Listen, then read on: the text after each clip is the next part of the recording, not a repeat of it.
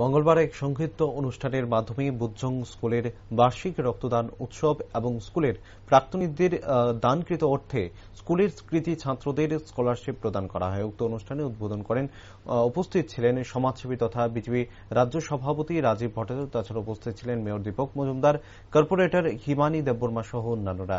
বক্তব্য রাখতে গিয়ে রাজীব ভট্টাচার্য বলেন, রাজ্য সরকার সব সময় বলছে সমাজ পরিবর্তনের মাধ্যমে এই রাজ্যকে এগিয়ে নেওয়ার। আমার কাছে খুব ভালো লাগছে রক্তদানের ছাত্ররাও এগিয়ে আসছে। যুব সমাজকে এরকম কর্মকাণ্ডে এগিয়ে আসার আহ্বান জানান তিনি। প্রাক্তনীরা যেভাবে অর্থ সাহায্য করে কৃতীদের স্কলারশিপ প্রদানে এগিয়ে আসছে তা একটি দৃষ্টান্ত স্থাপন করে অনুপ্রেরণা সৃষ্টি করবে বলেও তিনি অভিমত ব্যক্ত করেন। দেখুন, এটাই আমরা এই যে আমাদের সরকার বারবারই বলছেন একটা কথা, যে সমাজ পরিবর্তন, এই সমাজ পরিবর্তনের মাধ্যমেই আমরা এই রাজ্যের উন্নতি আমরা চাই।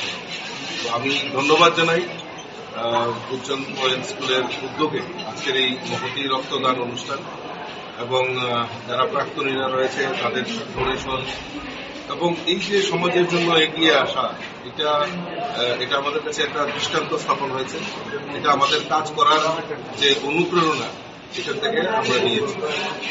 তো আমাদের কাছে সবচেয়ে বড় জিনিস যেটা আজকে ছাত্ররাও এই রক্তদানে এগিয়েছে, যেটা আমরা বারবার বলছি যে আমাদের আগামী যুব সমাজকে জাগ্রত করা, যুব সমাজকে আমাদের এগিয়ে নিয়ে যেতে হবে এবং যুব সমাজকেও এই অগ্রগতি, এই যে উন্নতি, তার মধ্যে তাদেরকেও সামিল করতে হবে।